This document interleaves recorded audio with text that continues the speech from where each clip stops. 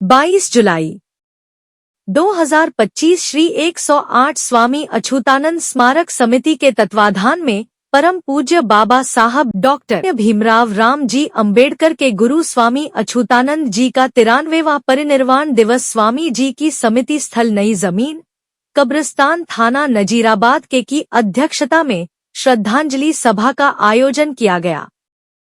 सर्वप्रथम स्वामी जी की समाधि पर पुष्य अर्पित कर श्रद्धांजलि व पौधारोपण करने वालों में सर्वश्री अजय कुमार, जयप्रकाश एल कुरील, नवीन कुमार, डी दुर्गेश कुमार, सोमनाथ दी सुधीर कुरील, जयनारायण कुरील, अशोक कुमार, अभिकर अली और आदि लोग मौजूद रहे। संचालन रमेश चंद्र कुरील महामंत्री ने किया। डॉक्टर बाबा साहब अम्बेडकर जब देश के अंदर बड़ी बड़ी मीडिया गैर शराबी के खिलाफ संघर्ष कर रहे थे, शामिल नहीं होते हैं बड़े बड़े देश के अनुसूचित जाति जनजाति पिछड़े वर्ग अल्पसंख्यक लोगों के लिए देश के अंदर शराबी का अधिकारों की लड़ाई लड़ रहे थे। उस समय स्वामी जी ने हमारी कौन सी जात है, उनके समर्थन में कौन समर्थन कर रहा है, खून से लेकर लिखवा करके ये नहीं कहा। देश शासन और सत्ता को भेजने का काम किया सारे समाज और ये बताया एकता का परिचय दिया है। परम पूज्य डॉक्टर बाबा साहब अम्बेडकर जो लड़ाई लड़ रहे हैं, उस लड़ाई में हम उनके साथ हैं। उस लड़ाई में अगर जान की कुर्बानी भी देनी पड़े तो हम लोग इसमें पीछे हटने वाले नहीं हैं। स्वामी जी ने तमाम अनेकों संघर्ष करे इससे लोगों को क्या सीख मिलती है, और वो समाज को संघर्ष आगे से प्रेरणा मिले। इस देश के अंदर जो लोग हजारों हजार वर्षों से सताए गए, जिनको धन संपत्ति और उनके तमाम मूलभूत अधिकारों से उनको वंचित रखने का काम किया गया, जाति के आधार पर जिनको इस देश के अंदर नीचा दिखाने का काम किया गया, जाति के आधार पर उनके तमाम अधिकारों से उन्हें वंचित रखने का काम किया स्वामी जी परम पूज्य डॉक्टर बाबा साहब अम्बेडकर के समर्थन में उस लड़ाई को लड़ने का काम कर रहे थे। आज स्वामी जी की श्रद्धांजलि सभा के अवसर पर जहाँ पर तमाम कानपुर शहर के विभिन्न स्थानों से लोग चल करके उनकी समाधि स्थल पर उनको पुष्पांजलि करने के लिए आए हैं। हमारी आज इस सभा का अध्यक्षता कल्याणपुर से चल करके रविदास आश्रम के जो बहुत ही वरिष्ठ पदाधिकारी हैं, वहाँ से चल करके आए हुए जिज्ञासु जी आज के प्रोग्राम की अध्यक्षता करेंगे। साथियों, जोरदार तालियों से उनकी अध्यक्षता को प्रचार करने का काम करें। कई वर्षों से लोग आज आप लोग समाज को पता यहाँ पर उपस्थित सम्मिलित नहीं होते हैं। कानपुर शहर के बहुत ही माननीय लोग जिन्होंने समाज के अंदर महापुरुषों से प्रेरणा लेकर के अपने संपूर्ण जीवन को समर्पित करने का काम किया है, ऐसे तमाम माननीय लोग यहाँ पर उपस्थित हैं। हमारे बीच में बड़े भाई रमेश चंद्र कुरील जी जो कि पूर्व पार्षद भी रह चुके हैं, जो कि इस संस्था के महामंत्री भी हैं, भाई अजय गौतम जी इस संस्था के अध्यक्ष हैं, भाई हमारे बीच में बहुत ही क्रांतिकारी साथी पूर्व सेवानिवृत्त उत्तर प्रदेश पुलिस के बहुत ही क्रांतिकारी साथी दरोगा जी भी उपस्थित हैं। हमारे बीच में जिज्ञासु जी उपस्थित हैं, सुधीर कुरील जी उपस्थित हैं, हमारे बीच में यादव जी उपस्थित हैं, गौतम जी उपस्थित हैं, हमारे बीच में बड़े भाई रमेश चंद्र पौधाचार्य जी उपस्थित हैं, भाई साकिर अली उस्मानी साहब उपस्थित हैं, तमाम साथी जयनारायण कुरील जी जिन्होंने इस संस्था को अपने खून पसीने से सीखने का काम किया है, वो भी हमारे बीच में उपस्थित हैं। तमाम साथी मीडिया के बंधु भी हमारे बीच में आ चुके हैं। अमित भाई, हमारे कटेरिया साहब और भी कई लोग उनके साथ में, उन सभी लोगों का हमारे भाई जिनका एक बहुत ही सुंदर सा चैनल चलता है, भीम चैनल के नाम से उनका निर्णायक भी निर्णायक भीम के नाम से उनका चैनल जो कानपुर शहर ही नहीं पूरे देश और दुनिया में इस देश के मूल निवासियों की बात को बुलंद करने का काम करते हैं। उनका भी बहुत बहुत स्वागत है। आज के इस कार्यक्रम की शुरुआत करते हुए अब मैं चाहूँगा सर्वश्री भाई डॉक्टर हीरालाल जायसवाल जी से कि अपने ओजस्वी विचारों से संक्षिप्त में गागर में सागर भरते हुए अपनी बात को रखने का काम करें, श्रद्धांजलि देने का काम करें।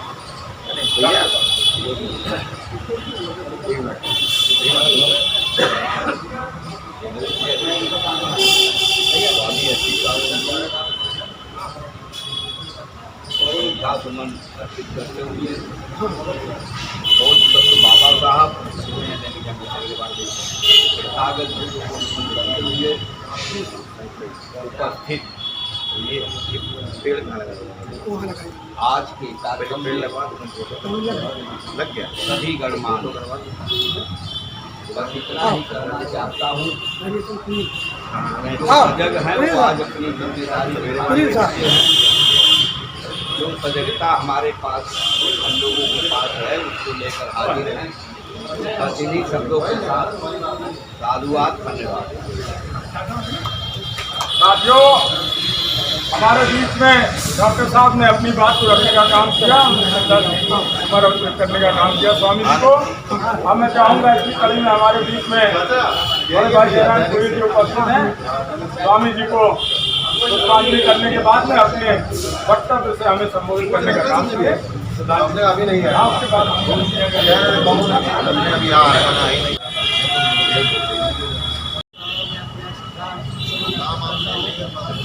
आज की सभा में चर्चा कर रहे हमारे अच्छे तमाम गणमान्य साथी सभी लोगों को स्वागत। आज हम स्वामी जी के मनाने के लिए सभी साथी यहाँ उपस्थित हुए हैं। इतिहास के विषय में तमाम साथियों ने हमारे प्रकाश पहले डाला है, मुझे नहीं याद है, मैं थोड़ी देर में आया उसके लिए मैं क्षमा करता हूँ। लेकिन मैं हिंदुओं पर प्रकाश डालना चाहता हूँ कि स्वामी जी बाबा साहब जैसी शख्सियत स्वामी जी को गुरुतुल्य मानती थी और गुरु जी को कई मंचों से उन्होंने उनकी जय जयकार भी लगाई। लेकिन आज बाबा साहब का तो नाम रोशन हो रहा है, लेकिन उनके गुरु जी का नाम विलुप्त क्यों होता जा रहा है, ये बड़ा सोचनीय विषय है। और हो सकता है हमारे साथियों में या हमें कुछ कमी हो, तो मुझे ऐसा लगता है कि इसके कुछ प्रचार प्रसार में कमी है। मैंने देखा कई मरतबे मैं यहाँ पर जब कब्रिस्तान में कार्यक्रम लोग मिट्टी दफनाने के लिए आते हैं तो मैं कई मरतबे यहाँ आया और मैंने जो यहाँ तमाम लोग मिट्टी में लोग आते हैं मैंने उन लोगों के बीच में चर्चा भी की कि भाई ये स्वामी जी ने ये ज़मीन आपको उपलब्ध कराई, कैसे उपलब्ध कराई, क्या उनके विषय में आप जानते हो? तो कहते भैया मुझे मालूम नहीं, मुझे जानकारी नहीं। जब कानपुर में रहने वाले लोग उनको स्वामी जी को नहीं जान रहे हैं, जिनका कर्मस्थली ही कानपुर रही, जब वही नहीं लोग जान रहे हैं, स्वामी जी ने 1922 में ये 22 बीघा जमीन हमारे लोगों के लिए अंग्रेजों से संघर्ष करके दिलाई, क्योंकि उस समय हमारे लोगों को मिट्टी दफनाने तक के लिए जमीन नहीं मिला करती थी। कहाँ ले जाएं, ऐसे लोग फेंक आया करते थे। मैंने एक निराधार तरीके से उनको फेंक दिया जाता था। तब उन लोगों उन्होंने अंग्रेजों से कह के कि भाई हमारे लोगों को सम्मान तरीके से उनके शव को दफन करने के लिए जगह उपलब्ध कराई जाए। तब सरकार ने 22 बीघा जमीन ये दी थी। अब उसकी भी क्या दशा दुर्दशा है वो आप सभी लोग देख रहे हैं।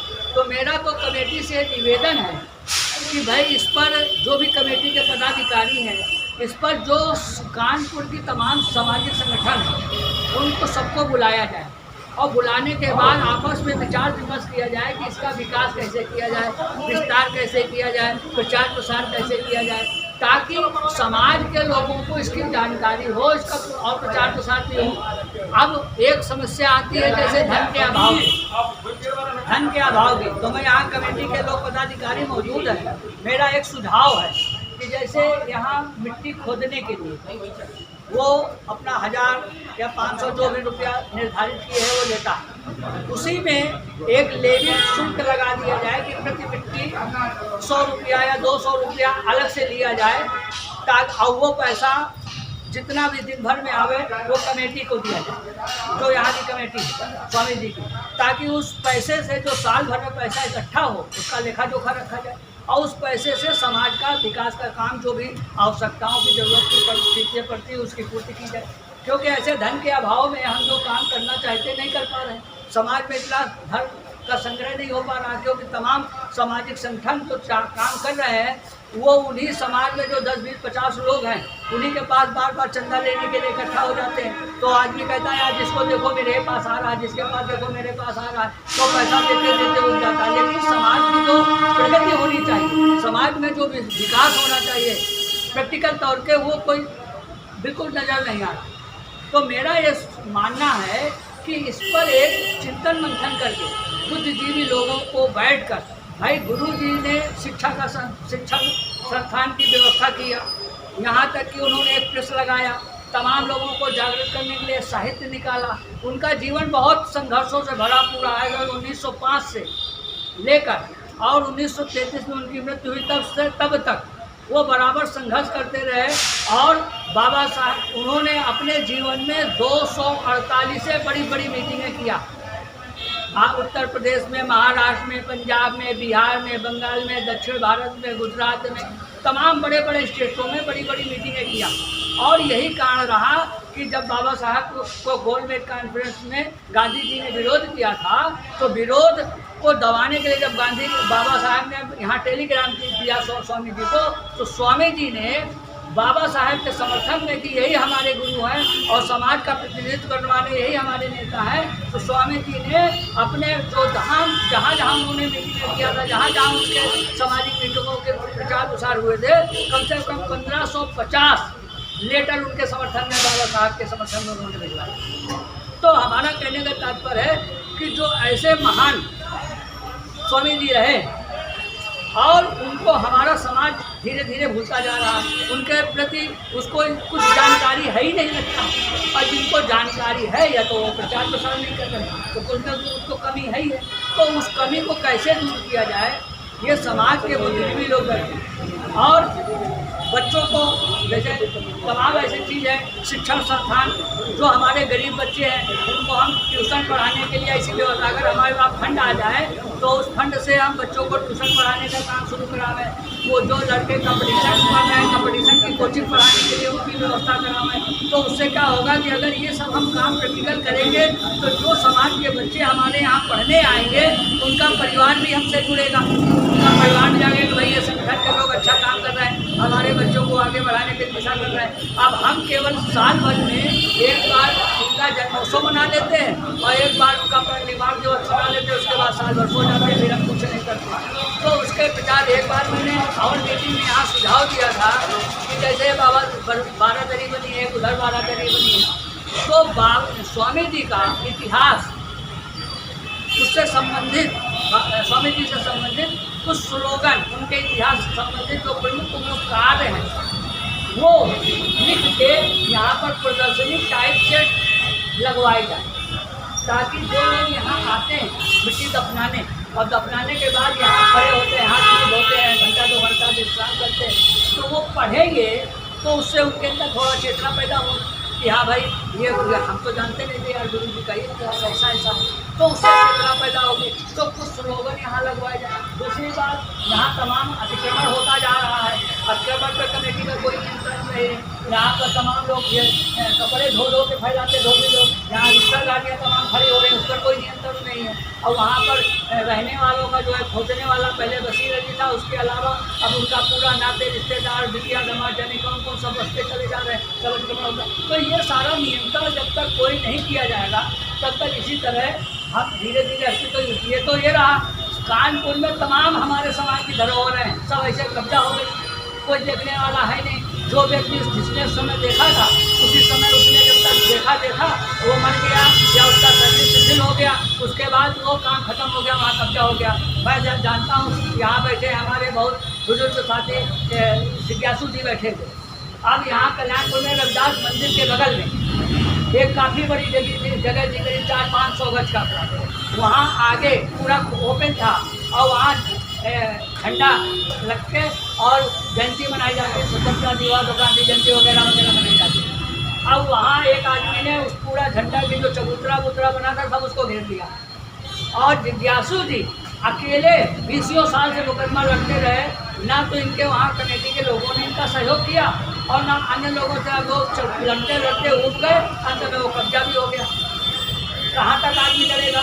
तो ये समाज की इतनी दशा दुर्दशा खराब हो रही है कि समाज आदमी अपनी धरोहरों को नहीं देख पा रहा। अभी एक साथी हैं राजेश कोरी जी, तो उन्होंने हमको फ़ोन करके बताया कि भैया वहाँ बर्रा विश्व बैंक में बहुत बड़ा एक कब्रिस्तान है, वहाँ भी समाज की मिट्टियाँ दफनाई जा रही हैं, वहाँ लोग कब्जा किए ले रहे हैं। तो हमने उनसे कहा भैया कागज़ पत्र लेके आओ और वहाँ वो ज़मीन किसने इलाज कराई थी, कैसे आई, कहाँ गई, कहाँ कब्जा कर रहा था, उस पर कार्रवाई की जाए, फिर उसके बाद वो कुछ आए। तो यहाँ तो ये समस्या है कि जो आदमी कोई समस्या होती है तो दूसरे को उंगली करके बता देता है भैया ऐसा, उसके बाद चुपचाप बैठ जाता है, तुम लड़ो झगड़ो जाके कुछ। एक समूह के तौर पर उसको कोई देखने सुनने वाला नहीं है। इसीलिए समाज की जितनी धरोहरें हैं, मैं नाम नहीं गिनवा रहा हूँ, मैं उदाहरण के लिए मैंने जिज्ञासु जी का बताया। इसी तरह आपका कानपुर में संत रविदास आश्रम जो कानपुर सेंटर है हरबत हाल में 450-500 गज का प्लाट है। मंदिर की जगह मुश्किल से 25-30 गज की जगह बची, बाकी सब कब्जा है। और मैं उसके सन 91 से आज तक मुकदमे लड़ रहा हूँ, 8 मुकदमे, 3 मुकदमे हाई कोर्ट में और 5 मुकदमे कानपुर कोर्ट में। समाज के आदमी से किसी से कोई सहयोग नहीं मिला और लाखों रुपया हम अपने जेब से लगा चुके। आज की तारीख में 3 मुकदमे आज भी चल रहे हैं, 1 मुकदमा हाई कोर्ट में चल रहा है, 2 मुकदमे यहाँ चल रहे हैं। तो समाज की ये दशा दुर्दशा है। अब मान लीजिए मैं मर जाऊँगा या मैं करने लायक नहीं रहा, तो काम खत्म, फिर वहीं से उसको कोई नहीं देखेगा, ना उसको कोई उसका हाल रहेगा। कभी समाज का आदमी कोई नहीं बोलता है कि भैया इसका जीवनोद्धार क्या समस्या है, क्या दिक्कत है। एक दिन आएगा, हाँ जय जयकार लगा के चला जाएगा, काम खत्म। तो ये समाज की जो दयनीय स्थिति है उसके जो कारण है और कारण के लिए निवारण है, उस पर हमें चर्चा करने की जरूरत है। हम एक दिन गुरु जी का नाम या बाबा साहब का नाम, किसी भी महापुरुष की जयंती मना के अगर हम खत्म कर देंगे तो बस हम उतने तक सीमित रह जाएंगे। उनका बताया हुआ जो मार्ग है या रास्ता है जिससे हम समाज को आगे ले जाना चाहते हैं, ले जाने के हमारा प्रयास होना चाहिए, वो नहीं हो रहा है। अब आज समाज में सबसे बड़ी समस्या इसी बात की है कि जो महापुरुषों ने हमारे लोगों को मार्गदर्शन दिया चलने का, उस पर हम नहीं चल रहे हैं, बल्कि उनकी केवल जय जयकार कर रहे हैं। भाई एक दिन जय जयकार करते खत्म कर देते हैं। और इसी बात को बाबा साहब ने खुद भी उल्लेख किया, बाबा साहब ने खुद भी उल्लेख किया है। बाबा साहब का एक मरतबे जन्मोत्सव, एक घटना बता दें क्योंकि बात आई इसलिए बता दें। बाबा साहब का जन्मोत्सव मनाने के लिए महाराष्ट्र के लोगों ने एक मरतबे बाबा साहब को इन्वाइट किया, एक कार्यक्रम लगा दिया, कार्यक्रम लगाया और बाबा साहब को उसमें अध्यक्षता करने के लिए उन्होंने इन्वाइट किया। बाबा साहब से कहा, बाबा साहब के पास जब पूरा प्रोग्राम चेकआउट कर दिया उसके बाद निमंत्रण पत्र लेकर बाबा साहब के पास गए और बाबा साहब से कहा, बाबा साहब हम आपका जन्मोत्सव मना रहे हैं, आपकी उपस्थिति चाहते हैं, हमने आपका नाम छपवा दिया है। तो बाबा साहब बहुत नाराज हुए, उन्होंने कहा अरे आपने पूछा नहीं, आपने कैसे एक जन्मदिन मनाने का मेरा कार्यक्रम कर दिया। आप मुझसे बड़े निराश क्योंकि उन्होंने तो पूरा कार्यक्रम चेकआउट कर दिया था। अब वो सोचने लगे कि यार ये क्या करें, अब तो मेरा प्रोग्राम फेल हो जाएगा, बाबा साहब आने से मना कर रहे हैं। खैर बहुत ज़्यादा उन्होंने मिन्नत किया तो बाबा साहब तैयार हो गए। तैयार हो जाने के बाद जब बाबा साहब वहाँ प्रोग्राम में गए तो बाबा साहब ने एक बात कही वहाँ पर, तो यहाँ गौर करने वाली है, जिसके विषय में मैं घटना बताऊँ। बाबा साहब ने कहा कि मेरे सबसे बड़े दुश्मन यही लोग हैं जो मेरा आज जन्मोत्सव मना रहे हैं। आज मेरे विचारों को ये पत्थर के रूप में तब्दील कर रहे हैं। आज मैं जिंदा हूँ, मेरा जन्मोत्सव मना रहे हैं, कल मैं मर जाऊँगा, मेरी मूर्तियाँ लगाएंगे, फूल माला चढ़ाएंगे, कैंडल जलाएंगे, अगरबत्ती जलाएंगे, ये मेरे विचारों को पत्थर के रूप में बदल देंगे। इसलिए मेरा सच्चा अनुयायी वही व्यक्ति होगा जो मेरे अधूरे काम को पूरा करने के लिए अपना तन मन धन और जान की बाजी लगाएगा, वही मेरा सच्चा अनुयायी। ये बाबा साहब के शब्द थे। इसका मतलब कि आज वही हो रहा है जो हमारे महापुरुष नहीं चाहते। आज जितने भी महापुरुष हैं सबकी हम केवल जयंती मना रहे हैं। और काम खत्म। तो इसलिए मेरा साथियों से अनुरोध है, मैं हर तरह का योगदान देने के लिए तैयार हूँ, जो भी आप मुझसे सहयोग करेंगे, लेकिन कुछ प्रैक्टिकल काम ऐसे होने चाहिए। परम पूज्य डॉक्टर बाबा साहब अम्बेडकर जब अनुसूचित जात जनजाति, पिछड़े वर्ग, अल्पसंख्यक और देश के हर उस वर्ग के लिए जिसको दबाया और सताया गया, उसकी लड़ाई को जब लड़ने का काम कर रहे थे, तो स्वामी जी ने 17 सूत्रीय मांगों को इस देश के शासन और सत्ता को दे करके और खून से पत्र लिख करके बाबा साहब के समर्थन में उन्होंने उनकी आवाज़ को बुलंद करने का काम किया था। स्वामी जी ने बहुत सारे काम किए हैं। कानपुर में ही उनका समाधि स्थल भी है। आज हम लोग उनके समाधि स्थल नजीराबाद थाने के सामने कब्रिस्तान में यहाँ पर उपस्थित होकर के उनकी समाधि स्थल पर उनको पुष्पांजलि अर्पित कर रहे हैं। साथ ही ये समाज को संदेश देना चाहते हैं कि समाज में परम पूज्य डॉक्टर बाबा साहब अम्बेडकर और स्वामी अच्युतानंद जी ने जो काम किए, उनके कामों को अग्रसर हो करके, अंगीकार करके, हमें भी आज समाज के अंदर बहुत सारे काम पड़े हुए हैं हमारे पेंडिंग पे, समाज करने की जरूरत। समाज के इतने लोग हैं और कई वर्षों से लगातार ये कार्यक्रम किया जा रहा है, उसके बावजूद भी लोग समाज में एकीकृत क्यों नहीं हो पा रहे हैं? समाज में बहुत सारी विडंबनाएं हैं, जो विरोधी ताकतें हैं वो सक्रिय हैं। हमारे लोग भी, तमाम लोग अपने अपने स्तर से काम कर रहे हैं समाज में, और बहुत हद तक काम हो भी रहा है। तमाम लोग जागरूक भी हो रहे हैं। धीरे धीरे निरंतर ये जागरूकता जब पूरी तरीके से, संपूर्ण तरीके से समाज में आ जाएगी, तो समाज के जो हक और अधिकार हैं वो उनको निरंतर प्राप्त और निश्चित रूप से प्राप्त होंगे। आप लोग समाज के इतने बड़े बड़े कैंप लगाते हैं, समाज से कार्यक्रम करते हैं, उसके बाद भी लोग जागरूक क्यों नहीं हो रहे हैं? समाज में जो मैंने अभी बताया कि जो विरोधी ताकतें हैं वो ज़्यादा सक्रिय हैं, और शासन और सत्ता भी कहीं ना कहीं उनको संरक्षण दे रहा है। अभी कांवड़ यात्राएं जो निकल रही हैं, जो अंधविश्वास और पाखंड का एक आधार है, उन कांवड़ यात्राओं में हमारे चीफ मिनिस्टर साहब पुष्प अर्पित करते हैं, पुष्पांजलि अर्पित करते हैं, हेलीकॉप्टर से उसको पुष्प वर्षा करते हैं। उन्हें पूरी तरीके से शासन और प्रशासन का संरक्षण मिल रहा है। वहीं पर जो हमारी अम्बेडकर जयंती की तमाम या और तमाम तरह की जो शोभा यात्राएं और जुलूस निकलते हैं, उसमें उस तरीके की व्यवस्थाएं नहीं की जाती। समाज को गुमराह करने का काम किया जा रहा है। हम लोग निरंतर लगे हुए हैं कि किसी भी तरीके से समाज को जागरूक किया जाए, उनको एकत्रित किया जाए, और जो हमारे महापुरुषों का सपना था इस देश की मुख्य धारा से समाज को जोड़ने का काम किया जाए, उसमें हम लोग लगे हुए हैं निरंतर, और एक ना एक दिन हमें सफलता जरूर है। बाबा साहब भीमराव अम्बेडकर ने सबको एक समान पूरा अधिकार दिया, सब कुछ दिया, उसके बाद भी क्या ये दोहराघात? शासन और सत्ता की मानसिकता। बाबा साहब ने जब इस देश का कॉन्स्टिट्यूशन कंप्लीट करने के बाद में 2 साल 11 महीने 18 दिन में जब उन्होंने कंप्लीट करके भारत सरकार को देने का काम किया, और वहाँ से जब वो निकल करके आए, तो मीडिया के बंधुओं ने उनसे एक सवाल किया कि बाबा साहब, आज आपने बहुत ही मेहनत और मशक्क़त से रात और दिन एक करके भारत के संविधान को, उस संविधान की रचना करने के बाद में शासन और सत्ता को देने का काम किया है। आने वाले समय में इस संविधान को लागू करने के बाद में देश का संचालन किया जाएगा, तो आपको कैसा महसूस हो रहा है?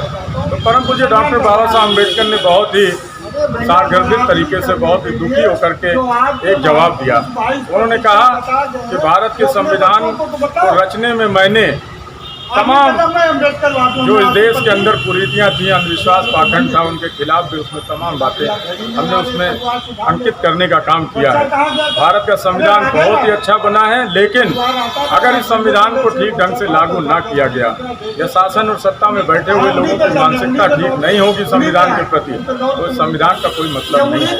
आज हम लोगों को ये देखने को मिल रहा है 27,000 विद्यालय, जिसमें गरीबों के बच्चे, गांव के बच्चे, अनुसूचित जाति, अनुसूचित जनजाति, पिछड़े वर्ग और यहाँ तक कि सामान्य वर्ग के भी गरीब बच्चे, जिनकी प्राथमिक उनकी शिक्षा होती थी, आज 27,000 स्कूलों को विलय करने का, बंद करने का ये जो कुचक्र रचा जा रहा है शासन और सत्ता के द्वारा, जहाँ एक तरफ 27,000 विद्यालय बंद किए जा रहे हैं, वहीं 27,800 नए शराब के ठेकों को जो है वो नया पंजीकरण, उनका जो है नया रजिस्ट्रेशन उनको देने का काम किया गया है। आज यहाँ पे बड़े बड़े महापुरुष बैठे हुए हैं, और फिर भी इतनी बड़ी संख्या का एक हुजूम है, उसके बाद कम लोग क्या? आज चूँकि आपको बता दूं कि आज हम लोग यहाँ पर उनके श्रद्धांजलि सभा के रूप में यहाँ पर उपस्थित हैं। श्रद्धांजलि सभा भी चल रही है। साथियों, मैं एक स्पष्ट रूप से ये बात बताना चाहता हूँ कि महापुरुषों ने जो संदेश दिया उस संदेश को हमें जन जन तक पहुँचाना है। यहाँ पर बहुत सारे कानपुर के मानिंद्र लोग आए हुए हैं, दूर दराज से चल करके, कोई कल्याणपुर से, कोई बर्रा से, कोई जो है नौबस्ता से, कोई सिविल लाइन से, मैं सिविल लाइन से आया हूँ।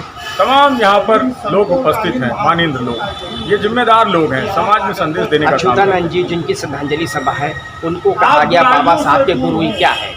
परम पूज्य डॉक्टर बाबा साहब अम्बेडकर जब राउंड टेबल कॉन्फ्रेंस में इस देश की जो एक बहुत बड़ी आबादी है, जिसे 80% आबादी, 85% आबादी भी कहा जाता है, अनुसूचित जात, जनजात, पिछड़े वर्ग और माइनॉरिटी के लोग, जब इनकी बात को उठाने का, इनके हक और अधिकारों का उठाने का काम जब वो गोलमेज कॉन्फ्रेंस में कर रहे थे, तो स्वामी जी ने यहाँ से खून से पत्र लिखवा करके 17 सूत्री मांगों को परम पूज्य डॉक्टर बाबा साहब को समर्थन देने का काम किया था, यहाँ से भेज करके, और सरकार को ये बताने का काम किया था कि परम पूज्य डॉक्टर बाबा साहब अम्बेडकर जो लड़ाई लड़ रहे हैं वो बिल्कुल सही है, समाज उनके साथ है हर मायने में। सवाल पे आदमी करनी काट जाता सवाल आएगा तो आपके उस समाज को, उसके व्यक्ति को भागे भागे और उससे कहना पड़ेगा कि आप अपने समाज की मीटिंग करो और बताओ कि ये भागीदारी आपके वजह से मैं मंत्री हूँ।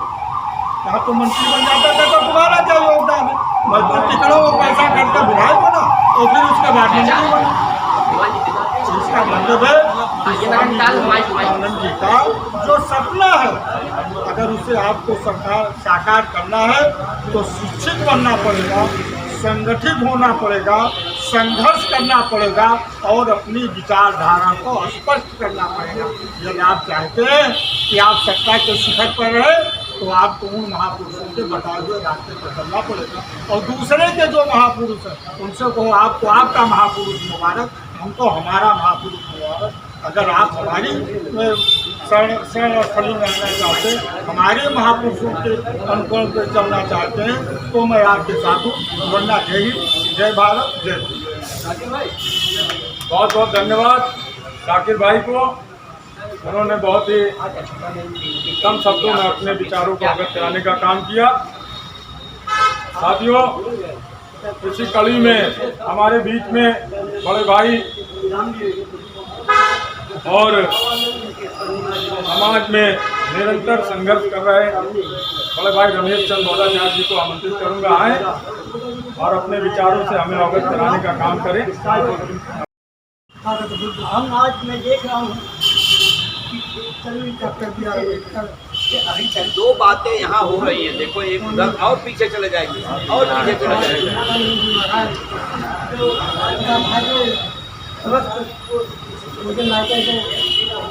करता हुआ आज हम सभी लोग एक एकत्रित किए हैं। कहीं श्रद्धांजलि तभी मानी जाएगी जब हम स्वामी अच्युतानंद जी के बताए मार्ग पर चले।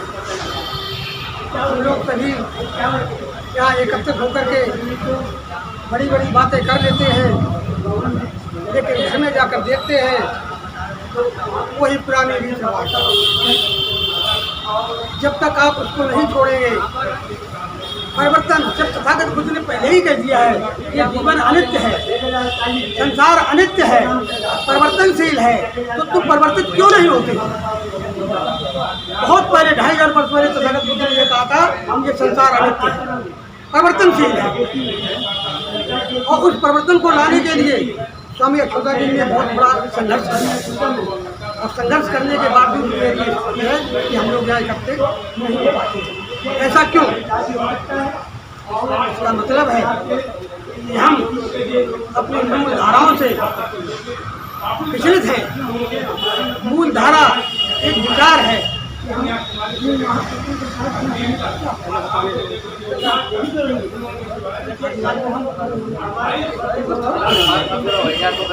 अलग अलग टोलियां बनी, कहाँ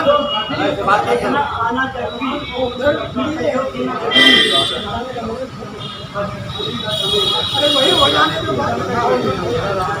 वही हो जाए भैया। सर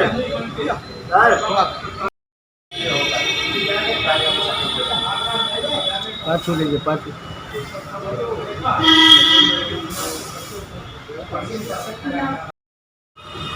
विचार जैसे आपके विचार होंगे वैसे आपके शब्द होंगे, जैसे आपके शब्द होंगे वैसे ही आपके कर्म होंगे, जैसे ही आपका कर्म होगा वैसे ही आपकी आदत होगी, जैसे ही आपकी आदत होगी वैसे ही आपका चरित्र होगा।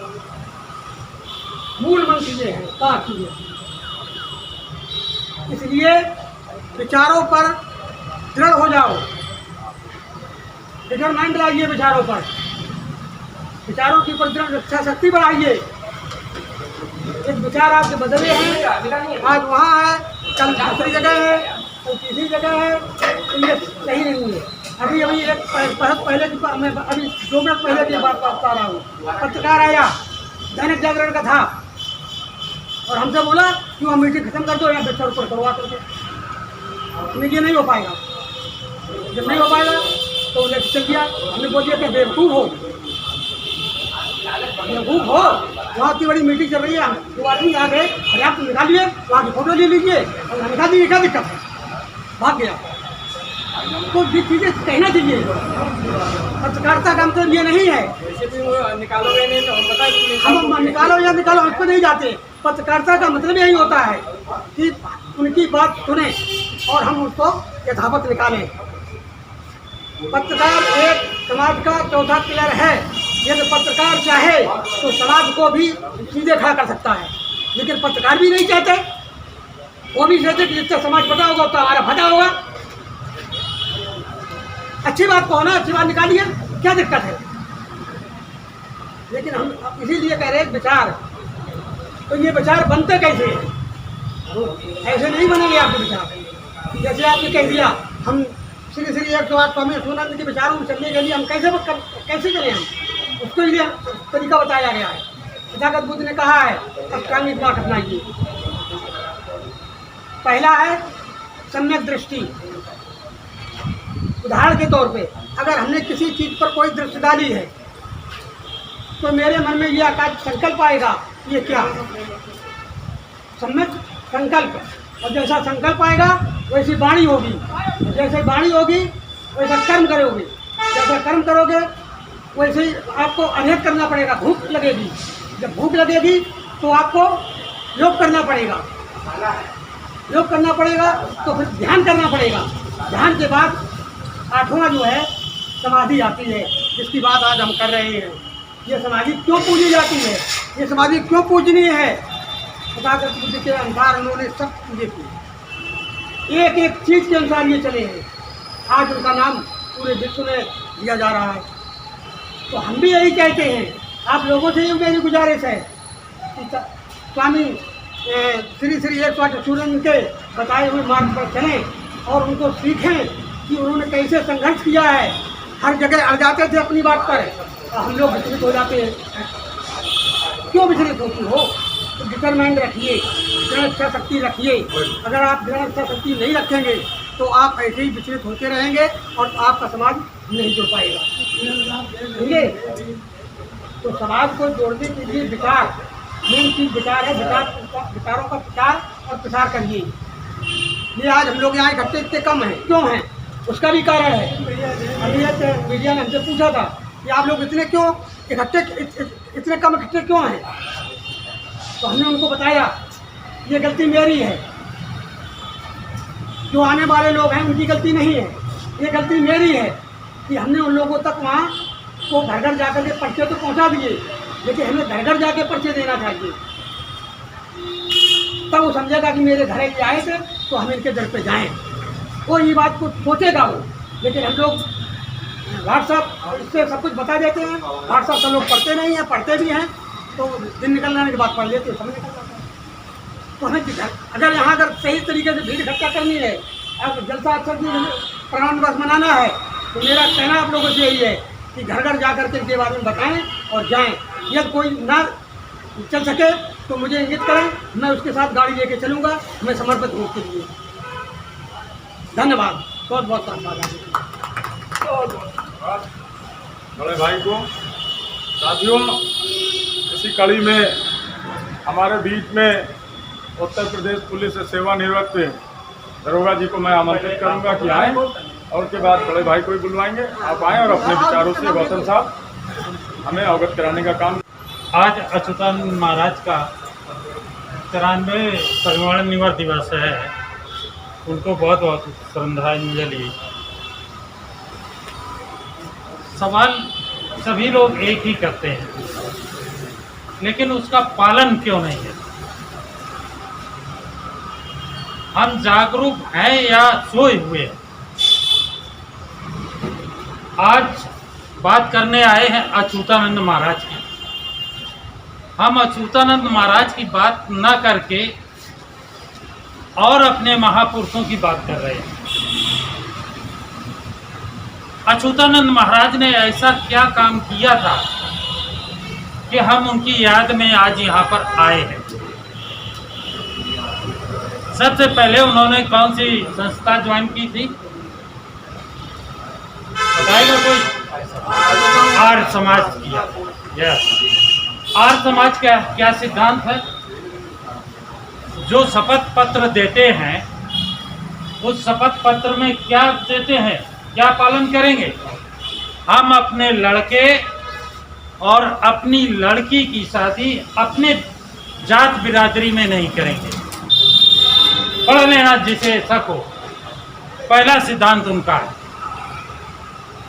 क्या कोई आर्य समाजी अपने पहले सिद्धांत का पालन कर रहा है?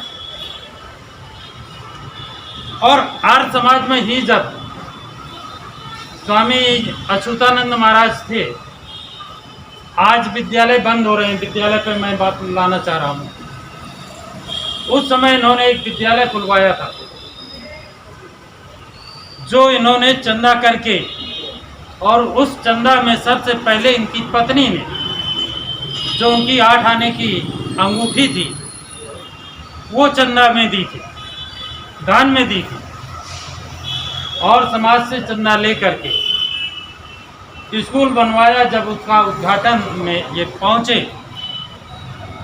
तो देखा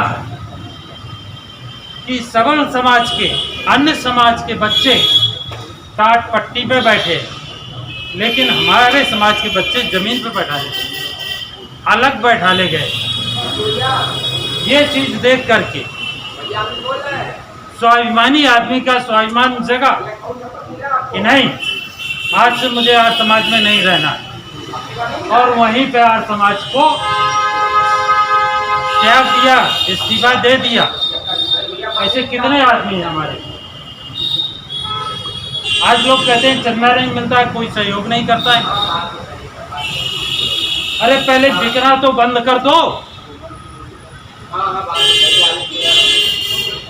अपने आदमी की पहचान करो, कौन आदमी बिकाऊ नहीं है। जो बिकाऊ नहीं होगा उसके पीछे चलने वालों की लाइन लग जाएगी। आप ही का एक उदाहरण है अच्युतानंद महाराज का, कि कुछ चंदा मिला था, 2-4 आने पैसे थे, और शाम को खाने के लिए नहीं था। इनके साथ एक और साथी था, उसने कहा वो पैसे मिले, उससे खाना ले लिया था। कल बेवकूफ़ हो क्या? वो पैसा इसके लिए नहीं लिया, वो जिस काम के लिए उसमें लगाया था। और जो भूसी थी, भूसी को छान करके उसकी रोटी बना करके अच्युतानंद महाराज ने खाना खाया था, रोटी खाई थी, अपनी भूख मेटी थी, मिटाई थी। तो सहयोग ऐसे मिलता है। 248 अभी हमारे पूर्व वक्ता ने बताया था, 248 में थे। यही नहीं, उत्तर प्रदेश में नहीं, भारत के क्षेत्र में उन्होंने मीटिंग की थी।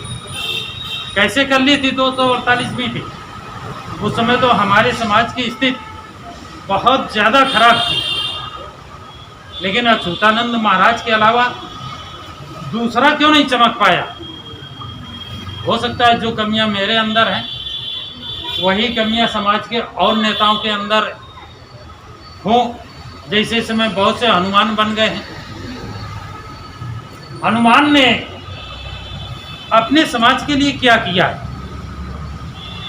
सिर्फ राम का काम करने के अलावा, हम ये नहीं कहते हैं रामायण झूठी है, रामायण को आप सही माने तो हनुमान ने अपने समाज, अपने परिवार के लिए क्या किया?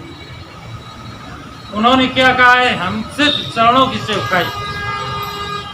सेवकाई की है, और इसलिए हमेशा मंदिर के बाहर ही उनका स्थान बनाया गया है।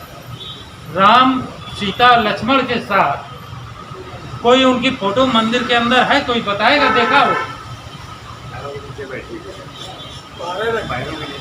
अगर बैठे हैं मंदिर के अंदर और बैठे हैं तो कहाँ पे बैठा ले गए हैं? तो ये आप जब सोचेंगे और समझेंगे,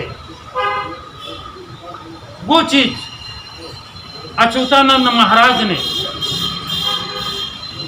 उत्तर भारत में, अगर अच्युतानंद महाराज थे जितना, उससे उस समय अच्युतानंद महाराज के समय में बाबा साहब डॉक्टर भीमराव अंबेडकर का नाम नहीं था। दक्षिण भारत में था, उत्तर भारत में उनका नाम बहुत कम था। और इसका उदाहरण एक मैं आपको नजीर के तौर पर बता दूं। जब 1935 का एक्ट लागू हुआ है, हमको आरक्षण 1935 से मिला हुआ है। क्यों नहीं पकड़ पा रहे हैं? ये मुझे अपना गिरेबान झांकना पड़ेगा। हम कहाँ पे भटक जा रहे हैं? हम खुद अपने आप को सोच रहे हैं कि मैं नहीं चल पा रहा हूँ, बिल्कुल नहीं। उनके पद चिन्हों पर यानी 2% भी नहीं चल पा रहा हूँ, तो दूसरे लोग कितना चलने का प्रयास करते हैं। त्याग तो करना पड़ेगा चलने के लिए। मैं अपनी बात यही समाप्त करता हूँ। आज अच्युतानंद महाराज का कार्यक्रम है, श्रद्धांजलि है, परिनिर्वाण दिवस है, तो अन्य वक्ताओं से मैं यही अनुरोध करूँगा, जो भी 2 शब्द 4 शब्द जो भी जानते हैं, वो अच्युतानंद महाराज ने क्या किया इस पर प्रकाश डालें, और जो समस्याएं हमारी हैं उसके लिए वार्ता करने के लिए अलग एक गोष्ठी आयोजित कर लें। उसमें हम अपनी समस्याओं को रखें, उन पर हम मनन करें। इसी के साथ अच्युतानंद महाराज का आज का परिनिर्वाण दिवस मुबारक। अपने स्तर से अपनी बात को रखने का काम किया। अब मैं इसी कड़ी में चाहूँगा कि हमारे बीच में जरूर जी भाई साहब का नाम बताइए, बोलेंगे। सभी लोगों को मेरा जय नमस्कार। आदरणीय अध्यक्ष जी, हमारे छोटे भाई मान जी और हमारे सभी बुजुर्ग प्रयास जो आज हम लोग यहाँ पर स्वामी अच्युतानंद परिनिर्वाण दिवस मना रहे हैं। जैसा कि अभी कोई इसके विषय में काफ़ी कुछ हम लोगों को अवगत कराया। बस एक थोड़ी सी कमी मुझे ये महसूस हो रही है कि जैसे हमारे समाज के लोग जब ऐसे आयोजन होते हैं तो वही गिने चुने लोग ही आते हैं, नए लोगों को हम अपने साथ नहीं जोड़ पा रहे हैं। इससे ये लगता है कि अगर जब ये वाली परिपाटी नहीं रहेगी तो फिर उनका ये निर्वाण दिवस मनाने वाले लोग होंगे या तो मेरा आप सब लोगों से ये अनुरोध है कि आगे से जैसे ये कार्यक्रम किए जाएं। अभी हमारे दरोगा जी बोले थे और वैसा बोले थे कि ये कार्यक्रम को थोड़ा सा और बृहद स्तर पर बनाया जाए और लोगों को अवगत कराया जाए कि इनका क्या योगदान रहा है हमारे समाज के लिए। वरना एक समय ऐसा आएगा कि लोग भूलते चले जाएंगे। स्वामी जी एक वो हस्ती है जो बाबा साहेब के गुरु भी, बाबा साहेब ने उनको अपना गुरु भी माना। तो मैं बस चंद शब्दों में अपनी बात कहते हुए बात समाप्त करूँगा। हम तो आए हैं दुनिया में मरने के लिए, लोग सभी मौत उसकी जिसका जमाना करे अफसोस। तो स्वामी जी के चरणों में बहुत बहुत धन्यवाद नितिन भैया को। साथियों, इसी कड़ी में मैं चाहूँगा कि हमारे बीच में भाई दुर्गा प्रसाद अनुरागी जी उपस्थित हैं, अपने विचारों से अवगत कराएं स्वामी जी के।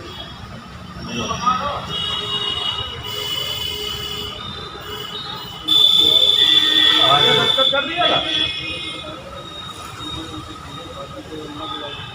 परम पूज्य श्री श्री 108 स्वामी अच्युतानंद जी के 93वें परिनिर्वाण दिवस के अवसर पर श्रद्धांजलि अर्पित करने के लिए एकत्र हुए हैं। हमारे बीच सभी जो उपस्थित हैं, उनके व्यक्तित्व पर वक्ताओं ने काफ़ी प्रकाश डाला है। थोड़ा बहुत कुछ हमने पढ़ा है। मैं भी उनकी एक घटना के बारे में रखना चाहूँगा। अभी दरोगा जी ने जैसा बताया, आगरा में विद्यालय बनवाया था। घटना आगरा की थी और अपने प्रयासों से विद्यालय में खुलवाया था। इसके साथ ही अभी तक हम ये जानते हैं कि बाबा साहब ने महार तालाब का आंदोलन किया था।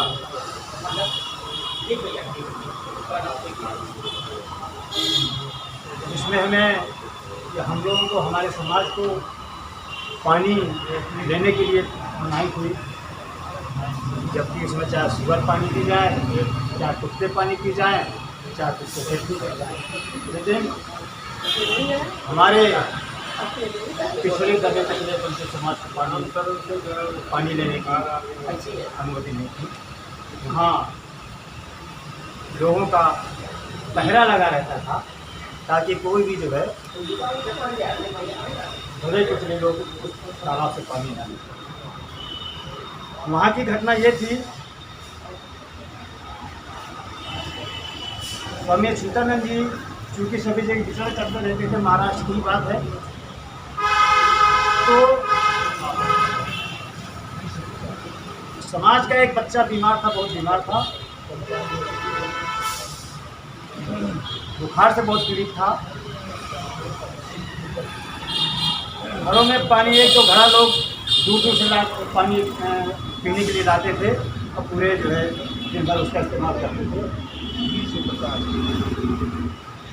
उसको इतनी तपिश, इतनी गर्मी से, इतना बुखार उसका था तेज कि उसके घर का पानी ख़त्म हो गया पीते पीते।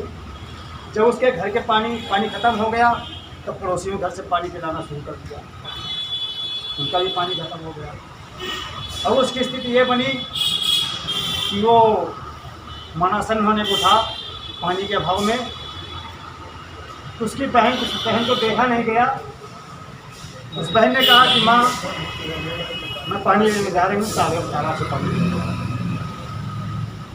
उसने पानी लेने के लिए उस तालाब में घर लेकर गई और जैसे उसने पानी लेना शुरू किया तो उसकी आवाज़ आई घरे से।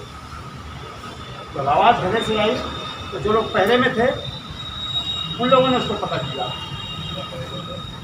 उस बेटी को पकड़ लिया और बुरी नियत से उसको जो है घसीट दिया। उसने आवाज़ लगाई, चिल्लाया, जोर से चिल्लाया, तो संयोग से 2-4 लठैत आ रहे थे अपने समाज के आदिवासी लोग। उन्होंने जब आवाज़ सुनी तो दौड़ करके गए, उनको अच्छे ढंग से पीट करके हाथ पैर जो है अच्छी मजबूती से जो है उसके जो है मतलब उसकी जो है मतलब मेहमानी करती है। अब जब उसको बचा लिया, उसके साथ दुर्व्यवहार नहीं होता, इज्जत किसी की बात नहीं।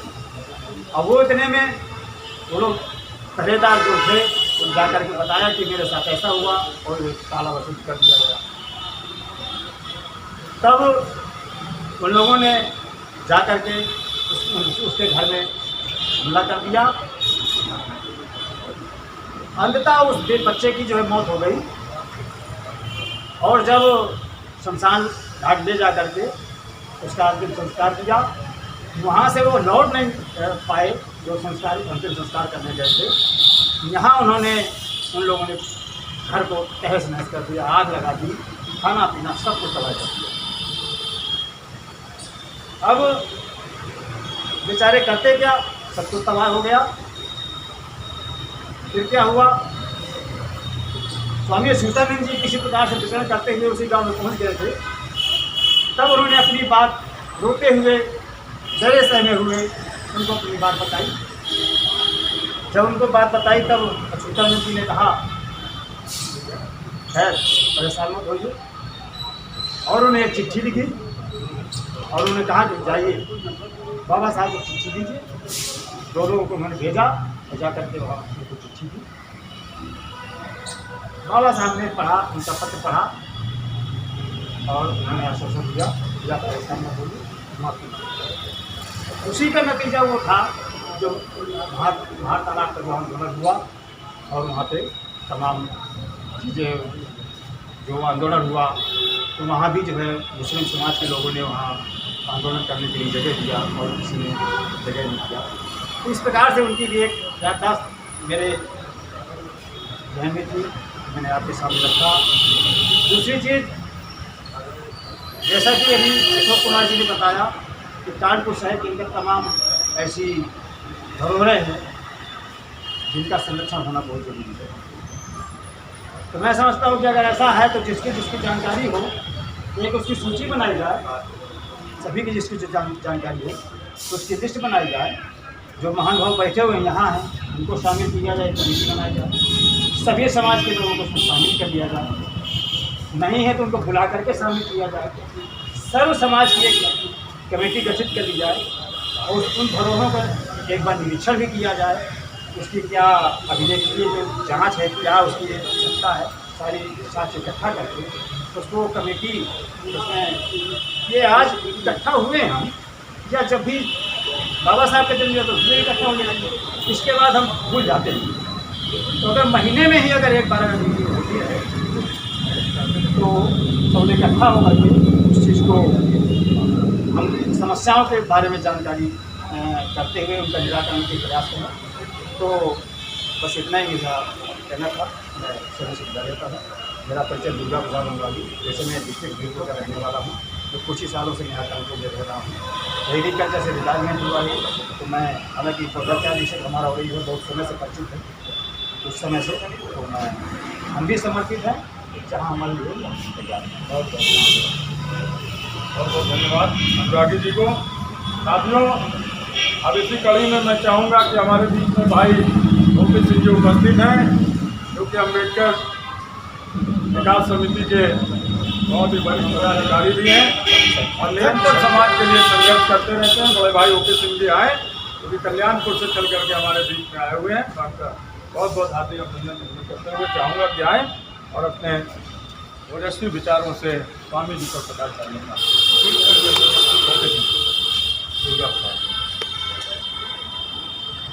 महान कवि, महान साहित्यकार, महान पत्रकार का एक सम्मेलन किया था फैसलाबाद में। उसमें एक किताब छपी थी दलित स्नेहा, तो उसके लिए ये चयन किया गया कि स्वामी अच्युतानंद जी के गांव में जाके वहाँ उनके जीवन परिचय की कुछ चीज़ें उसमें लिखित की जाए। मैं और 2-3 हमारे साथी रामकिशन राजपूत कई गए। आने का मिडिल पास आज की PhD से भी कहीं ज़्यादा है, क्योंकि मैं जब पढ़ा था तो मेरे हेडमास्टर भी 8वीं पास थे जब हम प्राइमरी स्कूल में पढ़ते थे। तो इनकी जो योग्यता है 8वीं पास उस समय की, उस जमाने की, आज के PhD से भी कहीं ज़्यादा है।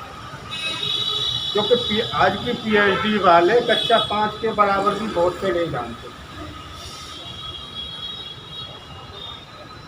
उसके बाद इनका पढ़ाई में ज़्यादा मन नहीं लगा तो ये साधु संगत में पड़ गए। जैसा अभी इंस्पेक्टर साहब ने बताया कि आर्य समाज में चले गए तो वहाँ उनका नाम हरिहरानंद हो गया। वहाँ से जातिवाद का दंश झेलते हुए आर्य समाज को इन्होंने छोड़ा।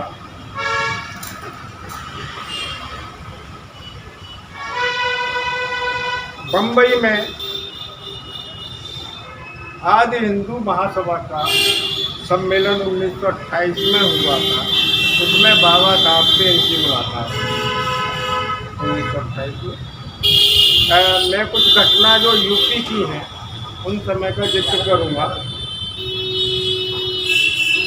वैसे तो महाराष्ट्र, हिमाचल प्रदेश, पंजाब, हरियाणा, बिहार, मध्य प्रदेश, राजस्थान, इन सभी प्रदेशों में स्वामी जी का वर्चस्व था और लोग इनकी बात मानते थे। 1919 में बाबा साहब ने अंग्रेज सरकारों से भारत की दशा देखने के लिए, विदुरकाश या दूतों की दशा देखने के लिए पत्र लिखा था। उस पत्र को मंजूरी 1927 में, 8 साल तभी साइमन कमीशन गठित किया गया। साइमन कमीशन गठित हुआ। उसके वो जब भारत आया अपने मेंबरों के साथ तो साइमन कमीशन का बहुत तगड़ा विरोध हुआ हमारे देश में। साइमन कमीशन, गो बैक, हम लोग यही पढ़ते हैं छोटे पर। तो बाबा साहब ने उत्तर भारत की जिम्मेदारी स्वामी जी को दी कि साइमन कमीशन का सम्मान, स्वागत करें। स्वामी जी ने शहर स्वीकार कर लखनऊ में बड़े विरोध के बाद लाठीचार्ज भी हुआ। उसके बाद इनके साथ जो भी लोग थे उन लोगों ने साइमन कमीशन का स्वागत किया लखनऊ। और अगर हम पश्चिमी भारत की बात करें तो पश्चिमी भारत में सर छोटू राम जी ने उनका स्वागत किया। तो स्वामी जी के चरणों में श्रद्धासुमन अर्पित करते हुए आप सभी लोगों को और समिति को खास तौर से बहुत बहुत धन्यवाद है। इस प्रकार का उनकी स्मृति में उनके कुछ विचारों को जानने के लिए हम सब लोगों को इकट्ठा किया। जैसा कि पूर्व वक्ताओं ने बताया कि स्वामी जी थोड़ा कम पढ़े लिखे थे लेकिन अच्छा ज्ञान थे। और सबसे बड़ी बात यह है कि स्वामी जी आज समाज संस्था से जुड़े पढ़े लिखे थोड़े थे और उस समय यह स्थिति थी कि देश में एक प्रकार का अंदर अंदर आंदोलन चल रहा था। तो हिंदू समाज के जो शेड्यूल कास्ट है, बैकवर्ड है, उनको मुस्लिम बनाओ, ईसाई बनाओ। तो भारत समाज इनके लोगों के बीच में भी घुसी, जनेऊ पहनाओ, महाशय की डिग्री दो, महाशय को बुलाओ। इस प्रकार के आंदोलन हिंदू और जागरूक लोग थे उनके लोगों द्वारा चलाए जा रहे थे। लेकिन जब कहीं व्यवहार में असमानता देखी स्वामी जी ने तो जो जागरूक व्यक्ति होता है उसका माथा न करता है। सिद्धांत में तो ये बता रहे हैं और व्यवहार में ये, जैसे स्वामी दयानंद सरस्वती वेदों का आधार मानते हैं। तो भाई वेद हमारे मूल ग्रंथ है और उन्हीं के अनुसार समाज करना चाहिए। 4 वेद हैं, 4 वर्ण हैं, बिल्कुल सही है, ईश्वर के बनाए हुए, उस पर कोई परिवर्तन नहीं चला। लेकिन उसमें यह भी था कि जब धर्म परिवर्तन लोग कर रहे तो हिंदुओं को इकट्ठा करना भी जरूरी, नहीं तो हिंदुओं की संख्या कम हो जाती।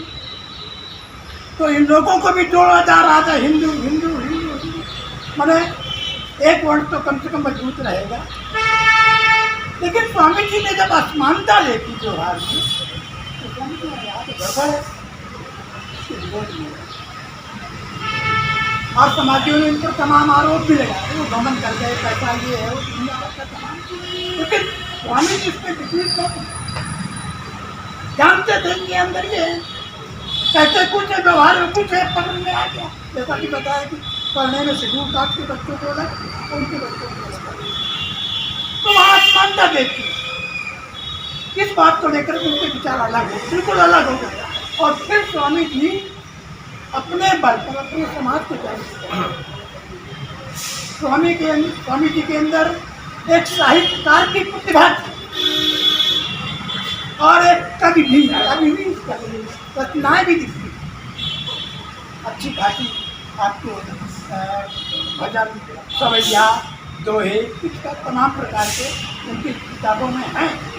तो मैं चाहता हूँ ज़्यादा लंबा न खींच करके कि अच्छी बात है, अच्छे विचार भी है, अब उन विचारों को कुछ व्यवहार रूप में पारित किया जाए, उनके साहित्य को लेकर। और जैसा बताया कि जमीन पे आप उम्मीद है। आज की कार्यक्रम की अध्यक्षता कर रहे आदरणीय अध्यक्ष जी, उपस्थित समिति के पदाधिकारी सदस्य एवं विभिन्न सामाजिक संगठनों के गणमान्य लोग यहाँ पर उपस्थित हैं। मैं उन्हें आज के दिन यहाँ उपस्थित होने के लिए बहुत बहुत धन्यवाद और धन्यवाद देता हूँ कि अपना कीमती समय दे करके स्वामी जी के परिवार दिवस पर श्रद्धासुमन उपस्थित हुए। स्वामी अच्युतानंद के विषय में आज हमारी उम्र 70 साल। सन 82 में टेलीफोन विभाग में राजेंद्र प्रसाद अहिरवार जी, जो उस समय स्मारक समिति के अध्यक्ष थे, उनके साथी राजेंद्र पुरी जो तार घर में थे, उन्होंने परिचय कराया। तो सन 82 से मैं इस संस्था से जुड़ा।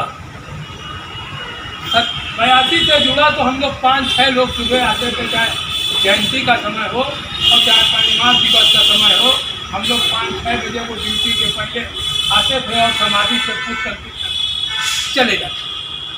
करते करते करते 95 में स्वामी अच्युतानंद जी के दामाद स्वर्गीय मंगल सिंह जाटव जी, जो मध्य प्रदेश के राज्य मंत्री रहे, वो यहाँ आए। तो पहली बार कार्यक्रम वो 12 जो बरगद का पेड़ है उसके बगल में लगा, उसमें विधायक हनुमान प्रसाद उधर कार्यक्रम हुआ। उसी के बाद 95 से बराबर जो है ये कार्यक्रम बीच बीच में कहीं उधर कहीं उधर कहीं उधर लगता रहा। इसी में जो है हम लोगों का संपर्क जो 2000 के समय में हमारे पूर्व अध्यक्ष जयनारायण कुरीन जी हैं, ये अध्यक्ष थे। इन्होंने जो है पूर्व पार्षद मुरली राम कुरीन से संपर्क किया। रामनाथ कोविंद जी रविदास जयंती पर पूर्व आते हैं। कुछ सामाजिक दलित सामाजिक संगठन उनका विरोध भी करते हैं।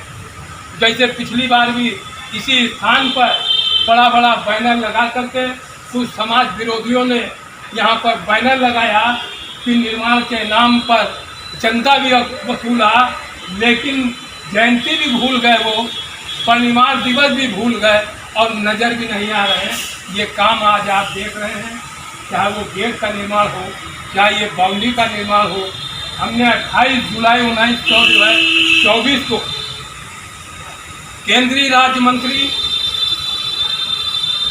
समाज कल्याण विभाग के सामाजिक न्याय अधिकारिता मंत्रालय के मंत्री आदरणीय रामदास आठवले जी को दिल्ली में हमने पत्र दिया और 31 तारीख को उन्होंने डीएम के नाम से, कानपुर डीएम के नाम से जो है इसके सुंदरीकरण के लिए उन्होंने अग्रसाचित कर दिया। और उसके बाद ये जो आप बाउंड्री देख रहे हैं, ये जो बाउंड्री का और गेट का काम हो रहा, ये रामदास अठावले जी के द्वारा प्रस्तावित अग्रसाचित किया हुआ ये कानपुर नगर निगम के द्वारा ये सुंदरीकरण का काम हो रहा है। हम लोग इस संस्था के माध्यम से 2006 में 31 मई 2006 में 2007 में हमने कानपुर नगर निगम सदन से स्वामी अछूतानंद जी के लिए, जो आप हरनगर पेट्रोल पंप देख रहे हैं, उसके सामने फुवारा अली पार्क है, उसी पार्क में स्वामी जी की प्रतिमा का प्रस्ताव हमने पास कराया। डीएम के माध्यम से भी पत्र भेजा गया, स्वामी जी के नाती ने भी पत्र भेजा। दिल्ली से जो आप देखेंगे कि दुर्गा प्रसाद जी जो इटावा वाले हैं, उनके पुत्र डिप्टी डायरेक्टर जो है एजुकेशन दिल्ली बोर्ड से रिटायर हुए, उन्होंने भी जो है पत्र भेजा। तत्कालीन जो उस समय सरकार थी, जिन्हें हम गर्व से कहते हैं कि वो हमारी मुख्यमंत्री थी, बहन जी थी, लेकिन उन्होंने 5 साल तक बराबर तोड़ते रहे, उन्होंने मूर्ति का परमिशन नहीं दी। ये घटना आपको बताना चाहता हूँ कि रामपुर के अंदर गांधी जी की प्रतिमा को चौराहे से हटाई गई, लेकिन उसी के बाद जिस समय ये शपथ ग्रहण करती है तो सब शपथ ग्रहण अभी भी उठा के देख लेना, उसमें जो है बिना शासन की अनुमति से कोई भी जो है मूर्ति विदेश में नहीं लगी। शासन को लिख के भेजते भी रहे, 5 साल रगड़ते रहे। श्री कुमार बेरिया जी जो सपा के विधायक थे, उनसे भी बराबर संपर्क करते। सलील बिश्नोई जी MLC विधायक थे, उनको भी देते रहे। यहाँ तक कि खुद हमारे बीच में एक अध्यक्ष के नेता है राजकुमार कटियार, उनको हमने जो है MST भी बनवा के दी। हम और जय नारायण जी बैठे हुए बराबर, उस समय जो है नगर विकास मंत्री थे, नगर विकास सचिव थे शर्मा जी, उनके पास भी हम लोग गए तो उन्होंने कह दिया उस टेबल पर जो है, जो बहन जी के मुख्यमंत्री के जो करीब होगा, जो मुंह से मुंह मिला करके बात करने वाला होगा, कलम से कलम दे करके लिखाने वाला होगा, वही उस पर साइन करा सकता है। फाइल वहाँ पड़ी है, जो वो कर सकते। कानपुर के अंदर जितने भी उस समय बसपा के कोऑर्डिनेटर थे, जितने भी कोऑर्डिनेटर बने पूरे 5 साल के अंदर, और अड्डा उनका हुआ था कानपुर का अड्डा, जो सबसे बड़ा अड्डा था, वो PR अहमद पदाधिकारी साहब हैं, उनके यहाँ सारे कोऑर्डिनेटर आके बराबर जो है वही रात बिताते थे, खाते भी थे। उनको पत्र भी दिया। और घटना बता दें स्वामी जी के मूर्ति के संबंध में, 2008 में चुनाव होता है, MLC का चुनाव होता है, अशोक कटियार चुनाव भाजपा से लड़ता है, भाजपा से कैंडिडेट नहीं है, सपा से जो है